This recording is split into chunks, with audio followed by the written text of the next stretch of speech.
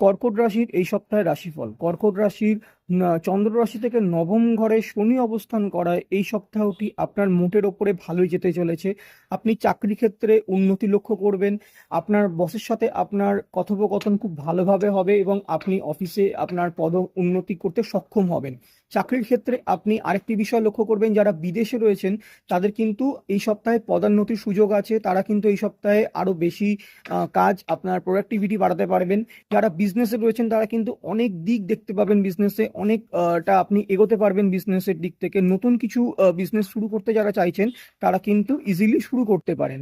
এছাড়া পারিবারিক দিক থেকে দেখতে গেলে পরিবার কিন্তু আপনাকে কিছুটা চাপে রাখতে পারে, কারণ পরিবারের এমন কিছু ব্যক্তিস্থানীয় মানুষ রয়েছেন যারা কিন্তু আপনার কাছে আপনার আপনার দিক থেকে আরো বেশি দাবি করছে এবং সেটা আপনি হয়তো পূরণ করতে সক্ষম হচ্ছেন না। সেক্ষেত্রে কিন্তু আপনি কিছুটা হলেও আপনার চাপ, আপনি থেকে যাবেন, আপনার চাপ কিন্তু থাকবে।